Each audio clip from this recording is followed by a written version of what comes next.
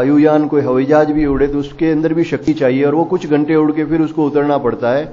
लेकिन ये करोड़ों वर्षों से पृथ्वी घूम और इतने 7 समुद्रों को और इन अनंत जीवों को लेकर घूम रही है, तो इसके भीतर सामर्थ्य किसकी है जिसने इसको धारण कर रखा है। और ऐसे अनंत ब्रह्मांड कहे गए हैं, तो इन सब में जो सामर्थ्य है वो भगवान की ही है, इसलिए भगवान को ही धाता कहा गया है। भगवान ही इन सबको धारण करने वाले हैं। और फिर कहते हैं पिता भी मैं ही हूं, जगत पिता भी भगवान को कहा गया है।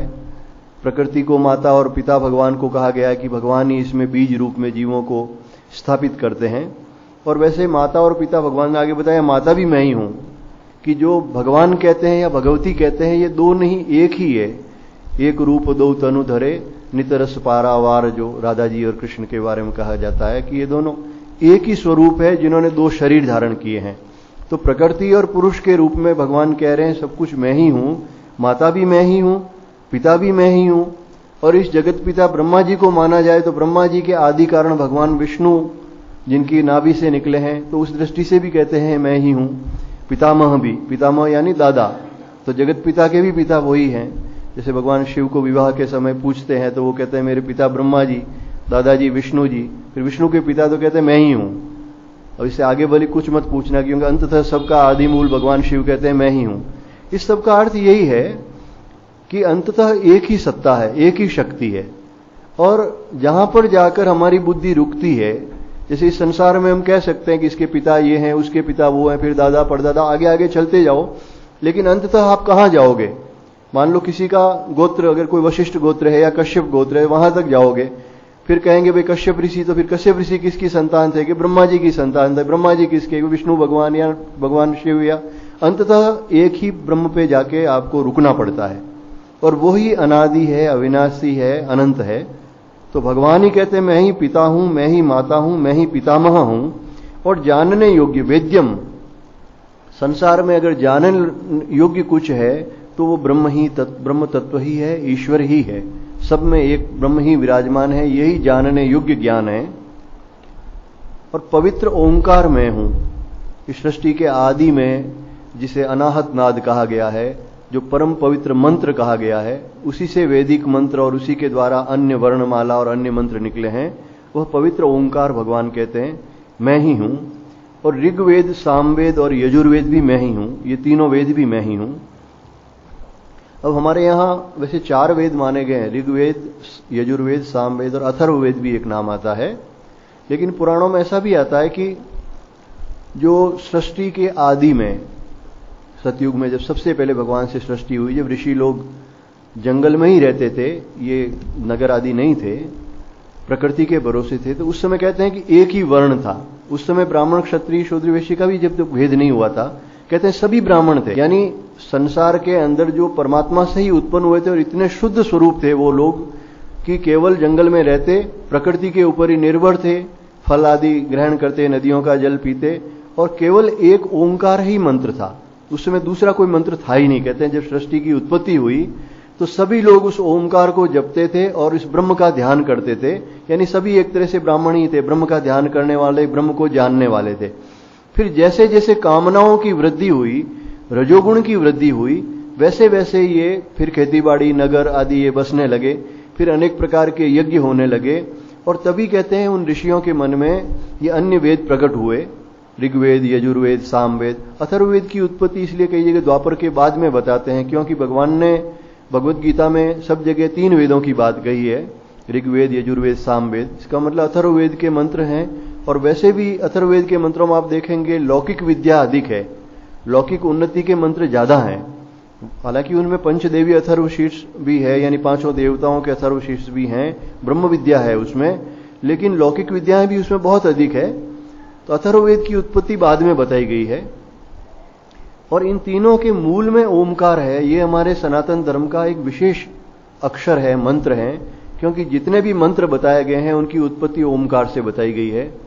और सनातन धर्म से जितने भी ये संप्रदाय निकले हैं, जैसे जैन धर्म है, बौद्ध धर्म है, ये सिख हैं, इनके सबके मंत्र भी ओमकार से ही शुरू होते हैं। ये बिल्कुल प्रमाण है कि ये इसी सनातन धर्म से निकले हैं। सिख लोग तो जिसे सतनाम कहते हैं, गुरु नानक जी जिसे सतनाम कहते थे, वो ओमकार ही था, ओम को ही सतनाम कहते थे। ये बौद्ध लोग हैं, ओम मणि पद्माय होम, उनका भी ओम से शुरू होता है। ये जैन लोग ओम नमो रिहंताणम, ओम नमो सिद्धाणम करते हैं, तो ये भी ओम से शुरू करते हैं। तो इनके सारे मंत्र ओम से शुरुआत होती है। तो भगवान कहते हैं ये ओमकार परम पवित्र है, जानने योग्य है, और ये मेरा स्वरूप है। गतिर्भर्ता प्रभु साक्षी निवासः शरणम सुरद प्रभवः प्रलय स्थानम निधानम बीजम अव्ययम। गति यानी प्राप्त होने योग्य एक तो परम गति है, जिसे भगवान का धाम कहते हैं। दूसरी अन्य गतियां भी कह सकते हैं, जो प्राणियों को उनके कर्म फल के अनुरूप जो गति प्राप्त होती है उसे भी हम गति कह सकते हैं। तो ये जो भी गति प्राप्त होती है वो, लेकिन चूंकि यहां भगवान अपना स्वरूप बता रहे हैं इसलिए परम गति ही होनी चाहिए, परम धाम ही होना चाहिए। फिर भर्ता यानी सबका भरण पोषण करने वाला, समस्त प्राणियों का चींटी से लेकर हाथी तक, और सबका स्वामी प्रभु यानी समस्त लोकपालों का भी स्वामी, देवताओं का भी स्वामी, जो एक एक लोक के लोकपाल हैं, इंद्र आदि स्वर्ग के हैं, ब्रह्म लोक के ब्रह्मा जी हैं, लेकिन इन सब का भी जो स्वामी, इसके लिए प्रभु शब्द प्रयोग किया है। और साक्षी, जो भी हम कर्म करते हैं शुभ अशुभ, परमात्मा इन कर्मों के साक्षी हैं, हमारे हृदय में विराजमान हैं और हमारे समस्त कर्मों को देखने वाले हैं, शुभ अशुभ कर्मों को। तो भगवान कहते हैं सबका साक्षी भी मैं ही हूं। निवासः, सबका निवास मैं हूं, क्योंकि जितने ही लोग हैं सब भगवान में ही हैं, हम सब भगवान में ही निवास करते हैं। और शरणम, शरण लेने योग्य, शरण्य शब्द जिसे कहा जाता है। शरण्ये त्र्यंबके गौरी नारायणी नमोस्तुते, जो हम कहते हैं शरण्ये त्र्यंबके गौरी, जो शरण लेने योग्य है उसे शरण्य कहा जाता है। शरणागतो हम शरणागतो हम शरणागतो हम शरण्ये। तो शरण लेने योग्य कौन है? जो सर्वसमर्थ है वही शरण लेने के योग्य है। संसार में जिसकी भी हम शरण लेते हैं वहां पर कई बार धोखा खाना पड़ता है, या उनकी एक सामर्थ्य सीमित है, जितनी सीमित है उतनी वो सेवा कर सकते हैं। लेकिन भगवान एक ऐसे हैं कि वो परम शरण्य है, जिनकी शरण लेने के बाद में फिर और कहीं किसी से शरण लेने की आवश्यकता ही नहीं होती। हमने वाल्मीकि रामायण में तो कहा है सकृदेव, सकृत मतलब होता है एक बार ही, सकृदेव प्रपन्नाय तवास्मीति च याचते अभयम सर्वभूतेभ्यो ददाम्ये तद व्रतम मम, कि मेरा ये व्रत है, मेरी ये प्रतिज्ञा है कि एक बार भी जो मेरे शरण में आ जाता है, कह देता है मैं आपके शरण हूं, तो मैं संसार के समस्त भूतों से उसे अभय कर देता हूं, यानी फिर उसे किसी का भय नहीं रहता। और भगवान का व्रत है, शरणागत वत्सलता जो है भगवान का व्रत है। मानस में भी हम देखते हैं जब सुग्रीव जी कहते हैं कि विभीषण जब भगवान की शरण में जाते हैं तो सुग्रीव कहते हैं ये राक्षस है, रावण का भाई है, कोई भरोसा नहीं इसका, बांध लो इसको। लेकिन भगवान कहते हैं कि चाहे किसी ने करोड़ों ब्राह्मणों का अगर वध कर दिया है तो भी मैं उसे नहीं त्यागता। कोटि विप्रवध लागहि जाहु, आए शरण तजहु नहीं ताहु। ऐसे में शरण आए हुए को नहीं त्यागता, चाहे भली उसने करोड़ों ब्राह्मणों की हत्या भी कर दी हो। सन्मुख होई जीव मोहि जब ही, जन्म कोटि अघ ना सही तब ही। जैसे ही ये जीव मेरे सन्मुख होता है उसके करोड़ों जन्मों के पाप नष्ट हो जाते हैं। तो चाहे कैसा भी हो, चाहे कैसा ही राक्षसी आसुरी प्रवृत्ति का व्यक्ति भी हो, जो मेरी शरण में आ गया मैं उसे त्याग नहीं सकता, भगवान कहते हैं। इसलिए सबसे बड़े जो शरण्य हैं वो भगवान ही हैं, उनके अलावा और कहीं भी शरण लेने की आवश्यकता नहीं है, एकमात्र परमात्मा की ही शरण लेनी चाहिए। फिर कहते हैं शूरद, जो सबके हितैषी हैं। शूरदम सर्वभूतानाम ज्ञात्वा माम शांति मृच्छति, 5वें अध्याय में जो कहा है कि मैं सबका शूरद हूं, यानी हितैषी हूं। शूरद का मतलब होता है हितैषी। जैसे माता पिता हमेशा संतान के हितैषी होते हैं, तो उसी प्रकार भगवान कहते हैं कि मैं सबका हितैषी हूं। मैं उनसे कुछ चाहता नहीं हूं, उनसे कुछ उपकार नहीं चाहता हूं, फिर भी प्राणियों का हित करता हूं। प्रभवः प्रलय स्थानम, ये 3 शब्द जो आए हैं, यानी सबकी उत्पत्ति का कारण, स्थानम यानी आधार जो रहने का कारण, जिसे हम कहते हैं उत्पत्ति, और स्थिति जिसे कहते हैं, उत्पत्ति स्थिति और प्रलय। तो यहां स्थानम का अर्थ स्थिति से है। ये जो सृष्टि की उत्पत्ति होती है उसकी स्थिति रहती है और फिर प्रलय होती है, इन तीनों का आधार है वो मैं ही हूं। निधानम, निधान शब्द जो है वो भंडार के लिए आता है। कोई बड़ी बहुत सारी वस्तु होती है और जहां बहुत काल के लिए रखी जाती है, कोठार या भंडार जिसे कहते हैं, उसके लिए निधानम शब्द आता है। तो भगवान कहते हैं सबसे बड़ा भंडार मैं ही हूं, क्योंकि ये सारे जगत समस्त प्राणी मेरे अंदर ही निवास करते हैं और प्रलय के बाद भी सूक्ष्म रूप से ये सारी प्रकृति इन अनंत प्राणियों को लेकर मुझ में ही निवास करती है। तो सबसे बड़ा निधान भी मैं ही हूं और सब अविनाशी बीज हूं। बीजम अव्ययम, जिस बीज का कभी नाश नहीं होता। जैसे एक वृक्ष से हजारों बीज गिरते हैं लेकिन उसमें से 10-20 बीज हैं वो वापस वृक्ष बनते हैं, बाकी नष्ट हो जाते हैं। लेकिन परमात्मा एक ऐसे अविनाशी बीज हैं जो कितनी बार, अनंत बार इस सृष्टि की रचना करने के बावजूद भी हमेशा हमेशा से हैं। तो भगवान कहते हैं संसार वृक्ष का जो अविनाशी बीज है वो मैं ही हूं, मेरे अतिरिक्त और कोई नहीं है। तपाम्यहम अहम वर्षम निग्रहणामि उत्सृजामि च अमृतम चैव मृत्युश्च सदसच्चाहम अर्जुन। भगवान कहते हैं अहम तपामि, मैं ही तपता हूं और मैं ही वर्षा का आकर्षण करता हूं और मैं ही बरसाता हूं। यानी भगवान कहते हैं मैं सूर्य रूप से तपता हूं, क्योंकि सूर्य ही है वो तपकर समुद्र से जल का अवशोष है। तो सूर्य पंचदेव में भी कहे गए हैं, ईश्वर कोटि के माने गए हैं, साक्षात ईश्वर हैं। तो सूर्य रूप से मैं ही तपता हूं और फिर वर्षा का आकर्षण करता हूं। जो समुद्र में से खारा पानी है उसे भगवान अवशोषित करके बादल बनाते हैं, उस खारे को मीठा कर देते हैं और फिर मीठा करके प्राणियों के लिए बरसाते हैं। बरसाता भी मैं हूं, बरसात भी मैं ही करता हूं। मैं ही अमृत हूं, अमृतम चैव, यानी जो भगवान रूप से, आत्मा रूप से और समस्त प्राणियों में जीवन रूप से, अमृत यानी जो मरता नहीं है, मृत नहीं है, तो चाहे जीवनी शक्ति प्राण रूप में कहो तो ही, और हमेशा के लिए जो रहने वाले आत्मा रूप में भी अमृत स्वरूप भी भगवान ही हैं। और कहते हैं मृत्यु भी मैं ही हूं, मृत्यु के देवता रूप में और महाप्रलय में महाकाल रूप में, वो भी ईश्वर कहते हैं वो भी मेरा ही स्वरूप है। सत और असत भी मैं ही हूं, यानी असत रूप से दिखने वाला संसार जो निरंतर परिवर्तनशील और नाशवान है, और इससे परे जो अमृत स्वरूप सच्चिदानंद स्वरूप परमात्मा है, ये सब भी मेरा ही स्वरूप है। इस प्रकार इन 3-4 श्लोकों में भगवान ने यही बताया कि मूलतः इस सृष्टि में जो कुछ भी दिखाई दे रहा है वो एक अखंड मैं ही हूं, इस प्रकार का ही भाव है। अब इसके आगे भगवान वापस उन सकाम पुरुषों के बारे में कहते हैं जिनका कि एकमात्र उद्देश्य स्वर्गादि का सुख भोगना है।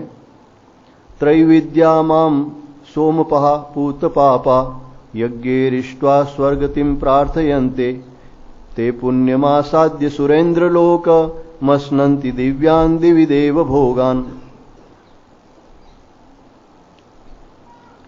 त्रैविद्या यानी तीनों वेद, इन तीनों वेद में जो सकाम कर्म दे रखे हैं, उन सकाम कर्मों को जो करने वाले पुरुष हैं, सोमपहा जो सोमरस का पान करने वाले हैं। ये सोमरस जो है ये कोई, कुछ लोग कहते हैं सोमरस यानी कि कोई शराब आदि मानते हैं, ऐसा नहीं है। एक सोमलता थी जो दिव्य औषधि थी, इसकी आहुति यज्ञ में दी जाती थी और इस सोमलता के रस का बहुत महात्म्य आता है। यहां तक कि आयुर्वेद ग्रंथों में यहां तक कहा गया है कि इस सोमलता के रस से ही पारे को बांधा जाता था और उसी से पारस बनता था जिससे कि स्वर्ण आदि बनाया जाता था। तो ये परम पवित्र एक दिव्य लता थी जिसके रस की आहुति दी जाती थी। कहते हैं देवताओं को ये प्रिय है, देवता लोग ये सोमरस को पान करते थे और फिर पीछे प्रसाद रूप में वो जो ऋषि लोग, ब्राह्मण लोग जो उसमें आहुति देते थे और जो यजमान होते थे वो भी उस सोम रस को पीते थे। तो ये एक दिव्य रस है। उस सोमरस का पान करने वाले पाप रहित पुरुष, यहां इसीलिए भी कि आगे भगवान ने कहा है पाप रहित पुरुष। अगर मदिरा वगैरह का है तो भगवान यह वर्णन ही नहीं करते। और दूसरा, मदिरा को तो भगवान ने पंच महापाप में कहा गया है कि जो ब्रह्म हत्या और स्वर्ण की चोरी का पाप लगता है वही मदिरा पान का पाप लगता है। तो ये जो सोमरस है ये दिव्य समस्त पापनाशक पवित्र रस है, जिस प्रकार का तुलसी आदि का रस माना जाता है उसी प्रकार का यह है। तो ऐसे पाप रहित पुरुष मुझको ही यज्ञों के द्वारा पूजकर स्वर्ग की प्राप्ति चाहते हैं। भगवान कहते हैं वो पूजन तो मेरा करते हैं, हवन मेरे लिए कर रहे हैं। अगर इंद्रादि के लिए भी आहुति देते हैं तो इंद्रादि की भी आत्मा मैं ही हूं, पर वे पुरुष स्वर्ग चाहते हैं, स्वर्ग की गति प्रार्थयन्ते यानी प्रार्थना करते हैं। ऐसे जो पुण्यवान लोग हैं, यानी पुण्य तो कर ही रहे हैं, यज्ञ आदि कर्म तो कर ही रहे हैं, वे स्वर्गलोक को प्राप्त कर कर स्वर्ग में दिव्य देवताओं के भोगों को भोगते हैं। वो स्वर्गलोक प्राप्त करते हैं क्योंकि कर्म का फल अवश्यम भावी है, और वहां जाकर जो देवताओं के जो दिव्य भोग हैं, जो इस पृथ्वी से ज्यादा श्रेष्ठ हैं, उन सुखों को भोगते हैं। तैतम भुक्त्वा स्वर्गलोकम विशालम क्षीणे पुण्ये मर्त्यलोकम विशन्ति एवं त्रयी धर्म मनु प्रपन्ना गतागतम काम कामा लभन्ते। लेकिन उसका परिणाम क्या होता है? भगवान कहते हैं वो उस स्वर्गलोक के विशाल सुख को भोगते हैं, यानी स्वर्गलोक भी विशाल माना गया है, यहां से श्रेष्ठ दिव्य माना गया है, और वहां की भोग सामग्री भी अधिक है, वहां की देवताओं की आयु भी मनुष्यों से अधिक मानी गई है, शक्ति सामर्थ्य भी अधिक मानी गई है, इसलिए भगवान ने उसे विशाल कहा है। तो स्वर्गलोक के विशाल भोगों को भोगते हैं, लेकिन क्षीणे पुण्य, जैसे ही उनका पुण्य क्षीण होता है उसके बाद में वापस इसी मृत्यु लोक में आ जाते हैं। जो पहले दक्षिणायन गति कही गई थी उस प्रकार की ये गति है। स्वर्ग में जाएंगे, वहां सुख भोगेंगे, लेकिन जैसे ही उनका पुण्य समाप्त होगा उसके बाद वो वापस गिरते हैं, वहां से स्वर्ग से आकाश में आते हैं, आकाश से बादलों में आते हैं, फिर वर्षा के द्वारा वो जीव हैं वो जमीन पर आते हैं और उस अन्न में प्रवेश करते हैं जैसी गति उनकी होनी है। उस अन्न को जो व्यक्ति खाता है उसके शरीर में रस आदि सप्त धातुओं के द्वारा फिर वो वापस जन्म ग्रहण करता है। तो उनका जब पुण्य क्षीण हो जाता है तो भगवान कहते हैं वो वापस गिरते हैं, और सकाम कर्म का आश्रय लेने वाले काम कामः, भोगों की कामना करने वाले ये पुरुष बार बार आवागमन को प्राप्त होते हैं। गतागतम, फिर जाते हैं फिर आते हैं, फिर जाते हैं फिर आते हैं। ये बात भगवान ने विशेषतया इसीलिए कही है, पहले भी एक अध्याय में इसका कुछ वर्णन आया था कि एक पूरा का पूरा संप्रदाय उस समय ऐसा था जिसे पूर्व मीमांसक कहते थे। ये पूर्व मीमांसा वाले जैमिनी ऋषि आदि जो कहे गए हैं, इनका यही था कि मुक्ति वगैरह हमें नहीं चाहिए, जीवन काल में सत्कर्म करो, यज्ञ हवन करो, जीवन काल में भी सुख भोगो, फिर स्वर्ग में जाकर भी सुख भोगो और फिर वापस आओ, फिर जन्म मनुष्य, क्योंकि वो ऐसे कर्म जरूर करते थे कि वापस मनुष्य जन्म मिले। लेकिन भगवान को ये अभिष्ट नहीं है, विवेकी पुरुषों को ये अभिष्ट नहीं है। दुर्वासा मुनि एक बार इंद्र के सामने गए तो उन्होंने कहा इंद्र को कि जो तू स्वर्ग का सुख है इसके कारण तू उन्मत्त हो रहा है कि मेरे सुख है, लेकिन कहते हैं इस परम सुंदर इंद्राणी के साथ में रहकर और इस स्वर्ग के महान विशाल राज्य को लेकर तू जो सुख भोग रहा है वो का वो सुख एक सूअर अपनी सूअरी के साथ कीचड़ में भी भोगता है। एक शूकर अपनी शूकरी के साथ कीचड़ में जो सुख भोगता है वही सुख तुम्हारा है, इसमें कोई फर्क नहीं है। ये इंद्रियों के सुख सब एक जैसे हैं। तो इसलिए भगवान को ये नहीं है अभिष्ट कि जीव है वो इस प्रकार से बार बार स्वर्ग में जाए और फिर वापस आए, और वो कहीं न कहीं फिर गिरता है। इसलिए भगवान इन भोगों की, स्वर्ग के विशाल भोगों की भी जो वास्तविक स्थिति है वो बताते हैं कि इनमें जाने वाला प्राणी है वो बार बार आवागमन करता है, फिर उसको गर्भ का दुख है, जन्म का दुख, जरा मरण का दुख, ये तो भोगना ही पड़ता है। इसलिए भगवान कहते हैं जो अनन्य चित्त से मेरा भजन करते हैं वे ही सर्वश्रेष्ठ हैं। अनन्याश्चिंतयन्तो माम ये जनाः पर्युपासते तेषां नित्याभियुक्तानां योगक्षेमं वहाम्यहम्।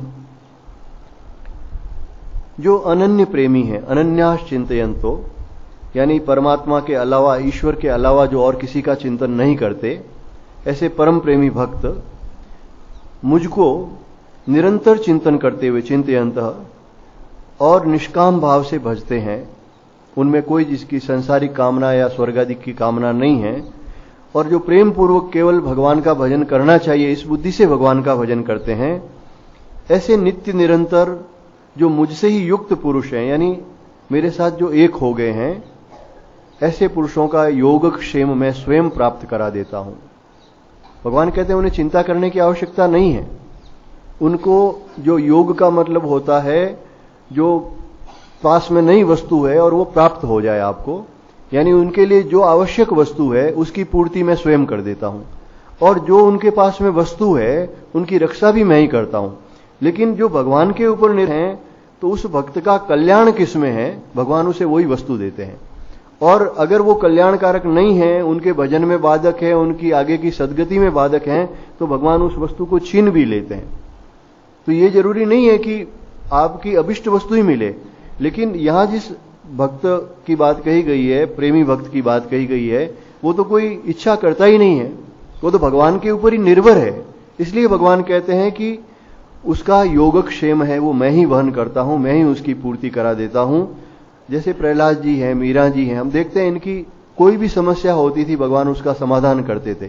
और कई बार ऐसा भी होता है, जैसे नरसिंह मेहता जी हुए, नरसिंह मेहता जी के जब उनको आवश्यकता पड़ी भगवान ने आकर उनके वो मायरा भर दिया, सब कुछ किया, लेकिन नरसिंह मेहता जी का युवा पुत्र जिसका विवाह हो चुका था, यहां तक कि उसके विवाह में भगवान स्वयं आए थे, और वही पुत्र है उसकी मृत्यु हो गई, बिल्कुल युवा पुत्र विवाहित पुरुष की मृत्यु हो गई। लेकिन नरसिंह मेहता जी खरताल लेके नाच रहे थे आनंद से, वो भगवान ने बहुत भला किया, बहुत अच्छा किया जो मेरा ये पुत्र रूपी धन छीन लिया, अब मैं निश्चिंत होकर भगवान का ही भजन करूंगा।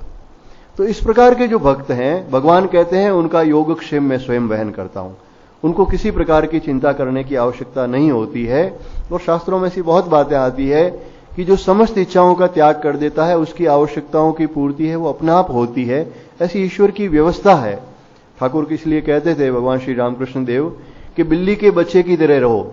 बिल्ली का बच्चा जो है उसको उसकी मां जहां उठा के ले जाती है, जैसी अवस्था में रखती है, कभी राख में रख देती है, कभी बिस्तर पर रख देती है, वो वहीं पड़ा पड़ा मियाऊ मियाऊ करता रहता है। बिल्ली का बच्चा छोटा होता है, वो इधर उधर नहीं जाता, उसकी मां ही इधर उधर ले जाती है। तो कहते भगवान जहां भी रखे, चाहे ग्रस्त में है, चाहे वन में है, चाहे कहीं है, जो परिस्थिति में रखे, चाहे सुख आए चाहे दुख आए, वो भगवान का नाम लेते रहो। जैसे बिल्ली का बच्चा म्यू म्यू करता रहता है, वैसे ही भगवान को पुकारते जाओ, पुकारते जाओ। और आपका जो योगक्षेम है वो भगवान जानते हैं, आपको क्या देना है क्या नहीं देना है। किसी का देख करके इसके पास इतना धन है इसलिए मुझे धन प्राप्त करना है, ये वस्तु इसके पास है मेरे पास नहीं है, इसके लिए दुखी होना, ये विवेकहीनता है, मूर्खता है, ये भक्त के लक्षण नहीं है। तो भगवान कहते हैं उनका योगक्षेम मैं वहन कर देता हूं। और ऐसे अनेक भक्त, स्वामी विवेकानंद जी की पूरी जीवनी इसी के ऊपर है। देखा जाए वो बहुत कम उम्र में जब घर से निकल गए थे, और विशेष करके भगवान श्री रामकृष्ण देव का शरीर शांत हुआ, पूरे भारत में वो घूमे और 3-4 वर्ष तक जंगलों में, पहाड़ों में बिल्कुल एकाकी घूमे, पास में 1 रुपया नहीं रखते थे, और उसके बावजूद भी वहां भी कोई न कोई उनको भोजन देता था।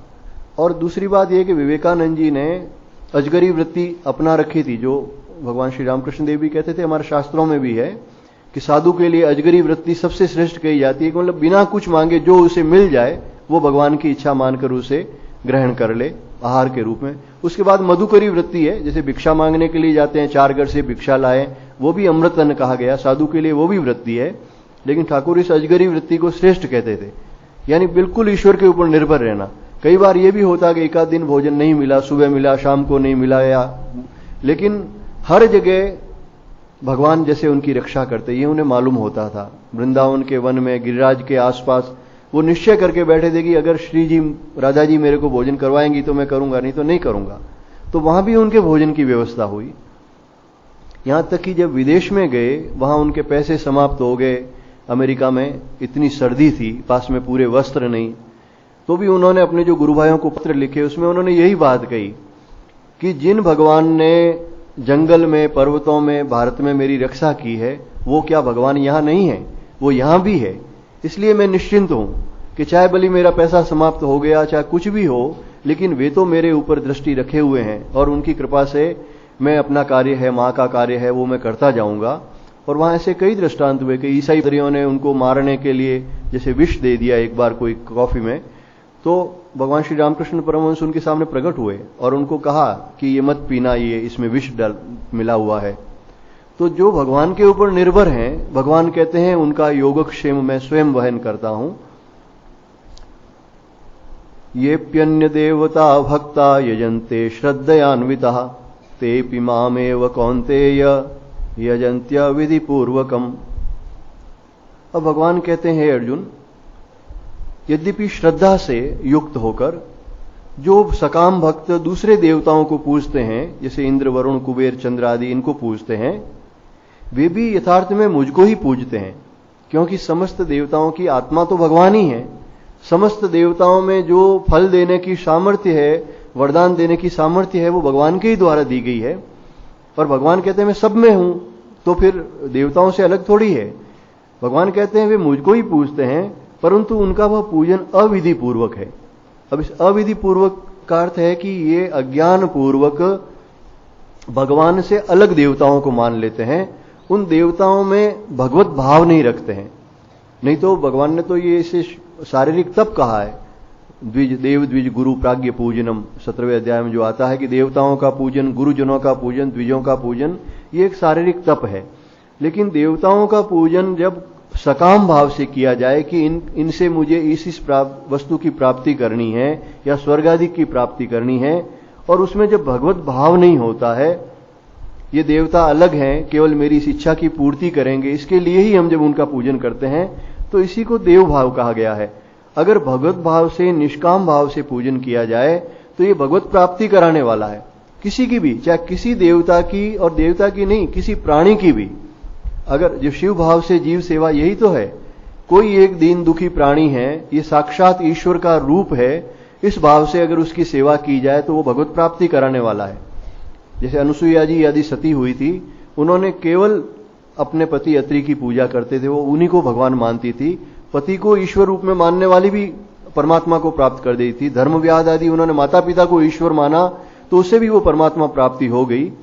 अगर निष्काम भाव से, जिसकी मैं उपासना कर रहा हूं वो साक्षात ईश्वर का रूप है, और मुझे इनकी सेवा भगवत भाव से करनी है, और मुझे इनसे कुछ नहीं चाहिए, इस प्रकार का निष्काम भाव और भगवत भाव, ये होने पर भगवत प्राप्ति हो जाती है। चाहे किसी प्राणी की, किसी देवता की, किसी की पूजा की जाए, उपासना की जाए। लेकिन अगर किसी देवता की पूजा किसी कामना से की जाए और उसमें भगवत भाव नहीं रखा जाए, तो फिर वो भगवत प्राप्ति नहीं होती। ये अविधि पूर्वक पूजन का, उसका कुछ फल तो मिलेगा ही, लेकिन परमात्मा प्राप्ति उससे नहीं होती। जैसे संसार में भी सब लोग अपने घर में माता पिता की पूजा करते हैं, या मान लो घर में सबकी सेवा करते हैं, पति की सेवा करते हैं, लेकिन उसके बावजूद भी इसे भगवत प्राप्ति क्यों नहीं होती? क्योंकि भाव वही है कि ये मेरे पति हैं, या ये मेरे पुत्र हैं, या ये माता पिता हैं। कुछ थोड़ा बहुत सामाजिक वो संकोच भी होता है, कुछ कर्तव्य बुद्धि भी होती है, लेकिन शुद्ध भगवत भाव नहीं होता। और भगवत भाव नहीं होने के कारण ही भगवत प्राप्ति नहीं होती। अहम ही सर्व यज्ञानां भोक्ता च प्रभुरेव च न तु माम अभिजानन्ति तत्त्वेन तश्च्यवन्ति ते।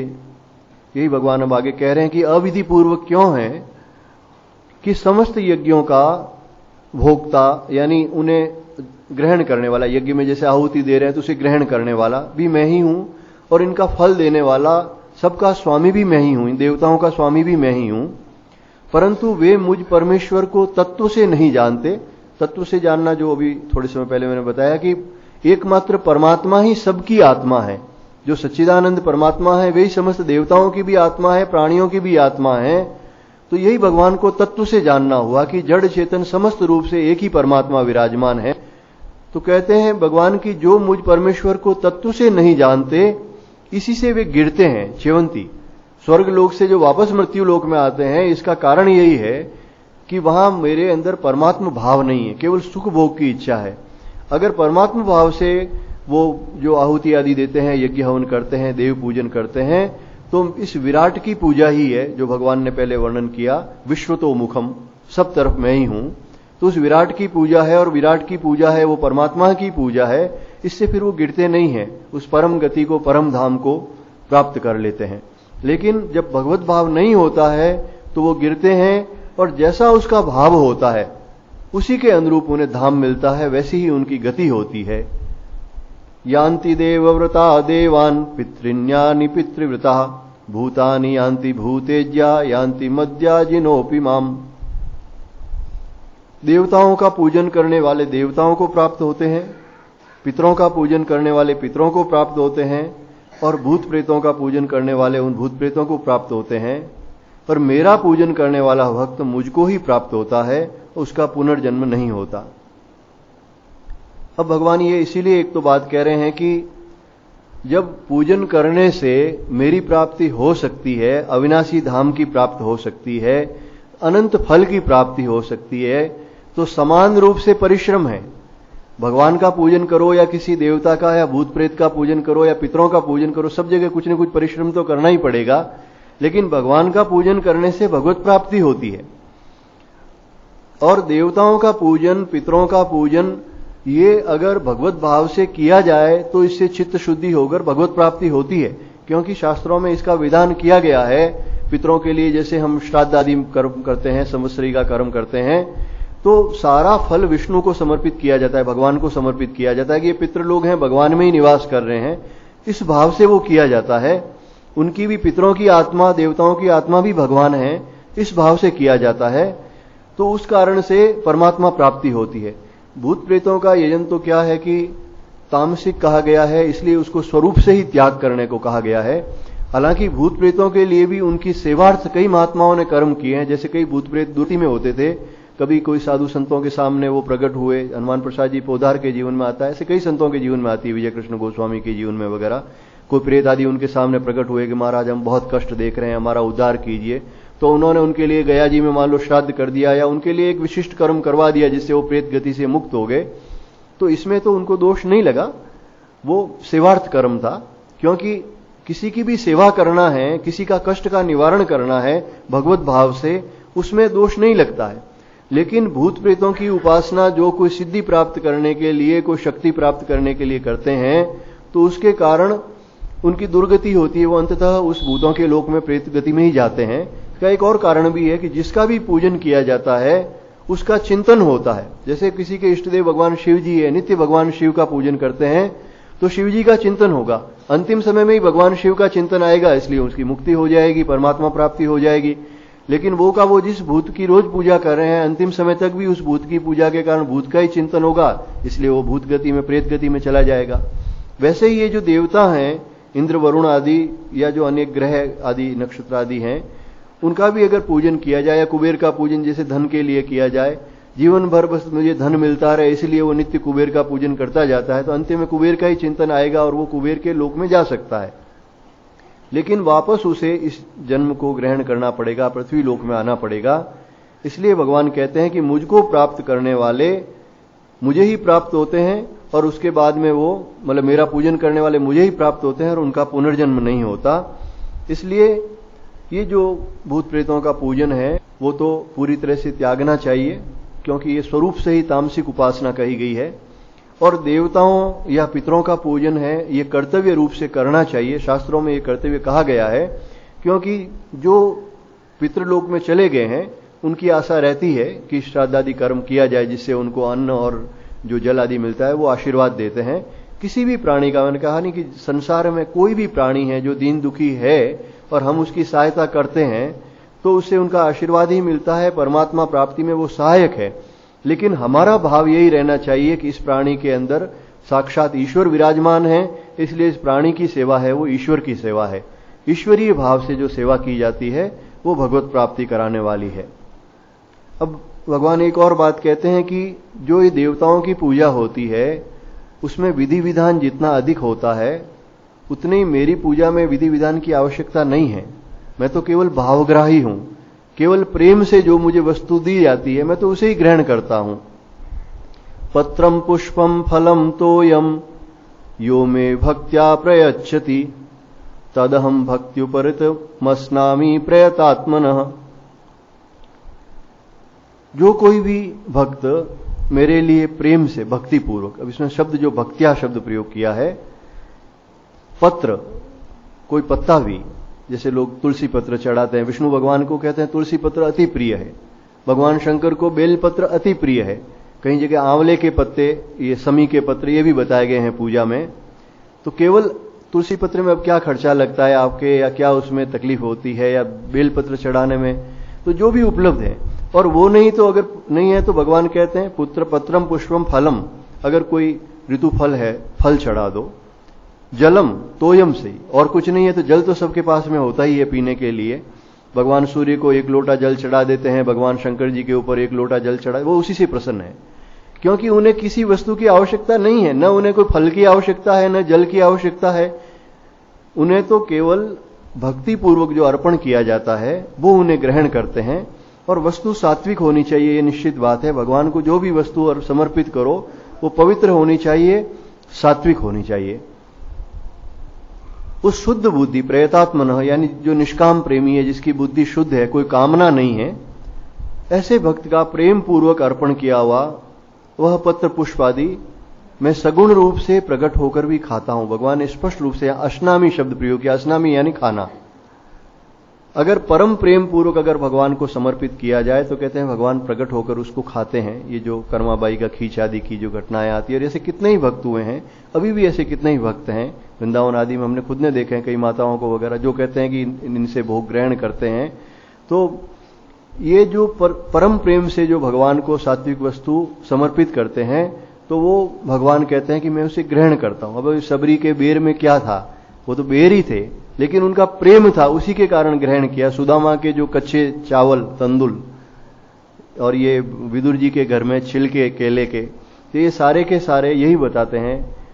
द्रौपदी के उसमें पात्र में एक जो पत्ता था, या गजेंद्र ने पुष्प समर्पित किया, तो ये पत्र पुष्प फल, तो ये भगवान कहते हैं इसमें से कोई भी व्यक्ति, कोई भी वस्तु हो जो मुझे भक्ति पूर्वक समर्पित करता है, मैं सगुण रूप से, साकार रूप से प्रकट होकर भी उसे खाता हूं। इसमें वस्तु की कोई प्रधानता नहीं है, प्रेम की ही प्रधानता है। और भगवान ने ये अनेक स्थान पर कहा है, यहां तक कि जब दूत कार्य के लिए वहां गए थे हस्तिनापुर में, तो दुर्योधन को ये बात कही थी उन्होंने। दुर्योधन ने उनके लिए बहुत तैयारी की थी, अच्छे महल में ठहराया, उनके लिए समस्त प्रकार की भोजन सामग्री, सुंदर से सुंदर वस्तुएं उनको देने के लिए रखी थी, उपहार आदि के लिए। लेकिन भगवान ने वहां कुछ भी ग्रहण नहीं किया। वो थोड़ा नाराज हुआ, उसने कहा कि मैं सब चीजें आपको समर्पित कर रहा हूं और आप कुछ भी ग्रहण नहीं कर रहे हैं। उन्होंने कहा मैं दूत कार्य के लिए आया हूं, और दूत के लिए कोई वस्तु लेना है वो दोष है, इसलिए मैं तुम्हारी कोई वस्तु ग्रहण नहीं करूंगा। तो फिर उन्होंने कहा भोजन तो आप मेरे यहां कर सकते हैं। और दुर्योधन की पुत्री का विवाह हुआ था भगवान कृष्ण के पुत्र सांब से, इसलिए भी उनके रिश्तेदार भी थे वो, लेकिन भगवान ने वहां भोजन नहीं किया। दुर्योधन ने जब कहा कि आप मेरे यहां भोजन क्यों नहीं ग्रहण करते हैं, तो भगवान कहते हैं कि भोजन दो जगह ही ग्रहण किया जाता है, या तो जिससे प्रेम हो, और या मनुष्य भूख से मर रहा हो। जब आदमी बहुत भूखा है तो कहीं भी वो भोजन कर सकता है, फिर कोई नियम नहीं है किसके यहां भोजन किया। लेकिन जब प्रेम भी नहीं है, उन्होंने स्पष्ट रूप से कहा कि देख दुर्योधन, तुम्हारे साथ मेरा प्रेम नहीं है, तुम मुझसे प्रेम नहीं करते हो, मैं तुमसे प्रेम नहीं करता हूं, और भूखे में मर नहीं रहा हूं कि भूख के कारण मेरे प्राण निकल रहे हो, ऐसी मेरी स्थिति में, ऐसी आपत्ति काल में हूं नहीं, इसलिए मैं तुम्हारा भोजन ग्रहण नहीं करूंगा। तो भगवान के ये भोजन ग्रहण करने में, चाहे बलि अवतार काल में थे तो भी, और चाहे बाद में थे भी, केवल प्रेम के बगैर भगवान ग्रहण नहीं करते हैं। और प्रेम पूर्वक जो भगवान को समर्पित करते हैं, तो छोटा सा पत्ता भी हो, चाहे फल हो, जल हो, भगवान उसे ग्रहण करते हैं। यत् करोसि यदस्नासि यज्जुहोसि ददासि यत् तपस्यसि कौन्तेय तत्कुरुष्व मदर्पणम्। भगवान कहते हैं इसलिए हे अर्जुन, तू जो भी कर्म करता है, यत् करोसि, जो कुछ भी संसार में क्रिया करता है, लेकिन इस भगवत गीता में कर्म शब्द का प्रयोग सत्कर्मों के लिए आया है, इसे हमेशा याद रखना चाहिए। क्योंकि ये जो ब्रह्म विद्या है जिज्ञासुओं के लिए कही गई है, इसलिए पाप कर्म इसमें शामिल नहीं है कि भाई तू पाप कर्म करके मुझे अर्पित कर दे, ऐसा नहीं है। जो भी कर्म करता है, जो स्वतः प्राप्त स्वधर्म है, स्वकर्म है, वो समस्त क्रियाएं, और जो कुछ खाता है, ये शारीरिक क्रियाओं के आ जाती है, जिस भोजन हर एक को करना होता है। और फिर पारमार्थिक क्रियाएं भी, जो कुछ हवन करता है, यद जुहोसी, यानी जो कुछ भी यज्ञ करता है, जो कुछ दान देता है, यद ददासी, और यद तपस्यसी, जो कुछ भी तपस्या करता है, यज्ञ दान और तप, ये तीनों हैं वो मनुष्य मात्र को करने चाहिए। ऐसा भगवान 18वें अध्याय में फिर कहेंगे कि प्रत्येक मनुष्य को यज्ञ दान और तप है वो करना चाहिए, तपस्या करनी चाहिए, शरीर की, वाणी की, इसका विस्तार से आगे वर्णन आएगा। तो तपस्या, स्वधर्म के पालन में अगर कोई कष्ट हो तो उसे सहन करना भी तपस्या है। जो हम धर्म का पालन करते हैं उसमें कुछ कष्ट आता है, लेकिन उसे सहन करना चाहिए। जैसे सुबह उठकर आप जब भी करते हो 4 बजे, गर्मी में तो 4 बजे उठ के स्नान करके जब करना अच्छा लग सकता है, सर्दी में थोड़ा कष्ट होता है, लेकिन फिर भी अगर हम करते हैं, सहन करते हैं उस कष्ट को, तो ये तपस्या है। और जो कुछ दान दिया जाता है, यज्ञ हवन किया जाता है, भगवान कहते हैं ये सब तू मेरे समर्पित कर दे। क्योंकि जो भगवान को समर्पित किया जाता है उसका फल अनंत हो जाता है, उसका फल है वो भगवत प्राप्ति ही होता है।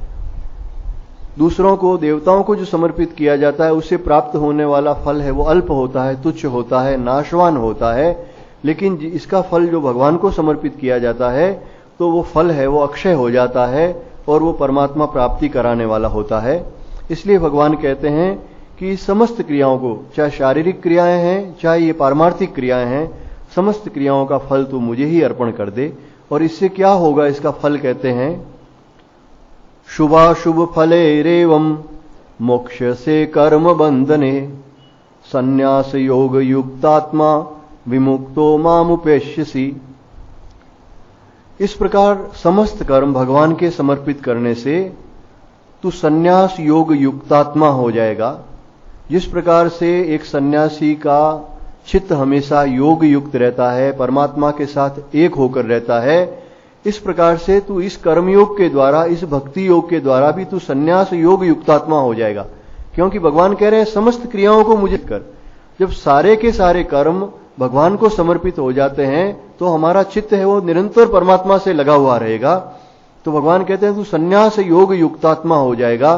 यानी इन दोनों में एकता स्थापित की है कि जो सब कुछ त्याग करके जो सन्यासी लोग एकांत में रहकर अपने चित्त को भगवान से युक्त करके रहते हैं, वैसा का वैसा घर में रहते हुए, गृहस्थ में रहते हुए भी अगर हम समस्त क्रियाएं भगवान को समर्पित करें तो वैसा का वैसा चित्त हमारा भी हो सकता है।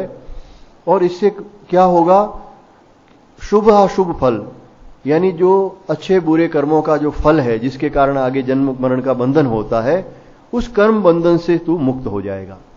फिर आगामी जन्म आदि नहीं होगा और इस कर्म बंधन से हमेशा हमेशा के लिए मुक्त होकर विमुक्त माम उपेष्यसि, और इन कर्म बंधन से मुक्त होकर तू मुझे प्राप्त कर लेगा।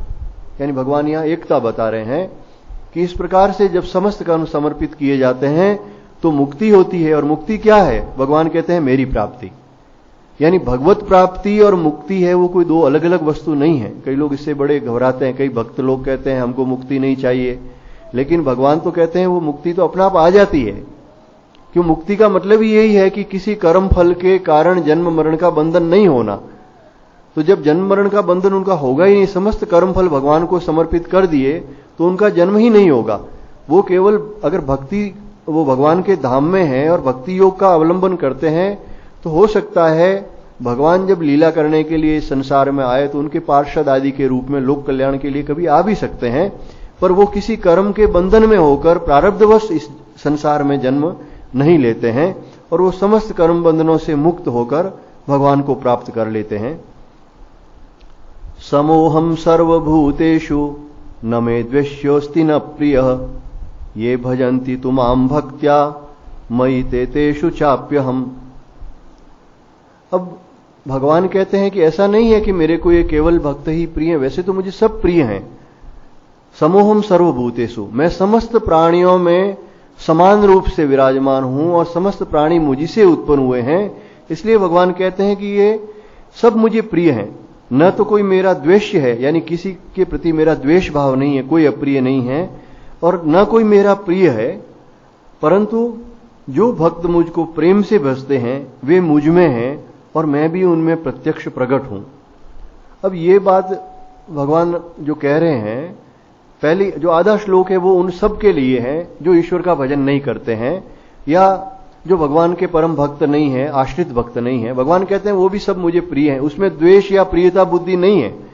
सबको भगवान अन्न देते हैं, वायु देते हैं, जल देते हैं, ये सूर्य भगवान सबको एक समान प्रकाश देते हैं। ये थोड़ी देखते हैं कि अमुक व्यक्ति दुष्ट है या भक्त है, सबको एक समान प्रकाश देते हैं, वो सब है। लेकिन कहते हैं जो भक्त मुझे प्रेम पूर्वक भजता है, पहले जो आया यो यथाम माम प्रपद्यन्ते तांस तथैव भजाम्य हम, जो मुझे जिस प्रकार से भजता है मैं भी उसे उस प्रकार से भजता हूं। तो ये एक विशेषता है भक्ति की कि भगवान को जो विशेष रूप से भजता है वो भगवान कहते हैं कि मुझे प्रिय है और मैं उसमें प्रकट हूं, यानी उसके हृदय में मैं विशेष रूप से प्रकट होता हूं। तो इसमें भेदभाव की दृष्टि नहीं है, ये एक प्रकार की ईश्वर की कृपा है। विशेषतया जो ईश्वर को भजते हैं उन शरणागतों की भगवान है वो रक्षा करते हैं। अब जैसे एक जगह पर अग्नि जल रखी, सर्दी के अंदर किसी ने अग्नि मान लो जला रखी है, तो अग्नि का तो गुण है कि वो सभी की सर्दी दूर करती है, शीत निवारण करती है। लेकिन उसके जो पास में जाएगा उसी का तो शीत निवारण होगा। जो उसके पास में ही नहीं जाएगा उसका शीत निवारण कैसे होगा, उसकी सर्दी कैसे जाएगी।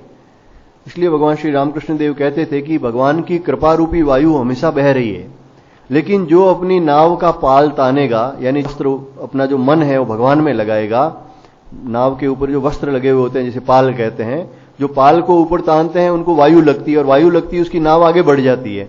तो कहते हैं जो पाल तानेगा उसकी नौका आगे बढ़ जाएगी। भगवान की कृपा में कहीं कमी नहीं है। हम अपना मन भगवान में लगाएं, हम भगवान का आश्रय लें, तो हम भवसागर से पार हो जाएंगे, हमारा ये दुख आदि मिट जाएगा। और अगर हम भगवान का आश्रय नहीं लें तो फिर भगवान का दोष नहीं है, जैसा कर्मानुसार आपको जो फल मिलेगा। लेकिन इससे भगवान कहते हैं मुझे कोई अप्रिय प्रिय वाला भेद मुझ में नहीं है, इतना ही है जो प्रेम पूर्वक मुझे भजते हैं मैं उनके हृदय में विशेष रूप से प्रकट होता हूं। गोस्वामी जी महाराज इसी का एक तरह से अनुवाद करते हैं। अखिल विश्वयः मोर उपाया, सब पर मोहि बराबर दाया। ये समस्त विश्व मेरा ही है, इसलिए सबके ऊपर मेरी बराबर दया है। तीन मह जो परिहरि मद माया, भजे मोहि मन वच अरुकाया। लेकिन जो मद माया छोड़कर मुझे भजते हैं, मन वच अरुकाया, मन से वचन से क्रम से भजन करते हैं। अब भजन करने वाले कौन, चाहे कोई भी हो, पुरुष नपुंसक नारी वा जीव चराचर कोई, सर्व भाव भज कपट तजी, मोहि परम प्रिय सोई। भगवान कहते हैं वो मुझे परम प्रिय है। कौन, पुरुष नपुंसक नारी, पुरुष हो चाहे स्त्री हो चाहे नपुंसक हो, कोई भी हो, जीव चराचर कोई भी, यहां तक कि गजेंद्र जो उस गज योनि में था और उसने पुकारा तो भी भगवान ने उनकी सुन ली। तो जो भी जीव मुझे पुकारता है, पर सर्व भाव भज कपट तजी, कपट तज के जो भजन करता है। भक्त बनना जरूरी है, दिखना जरूरी नहीं है। बाहर जो कपट करते हैं, पाखंड करते हैं, उसके लिए भगवान ने नहीं कहा है। सर्व भाव भज कपट तजी, मोहि परम प्रिय सोई।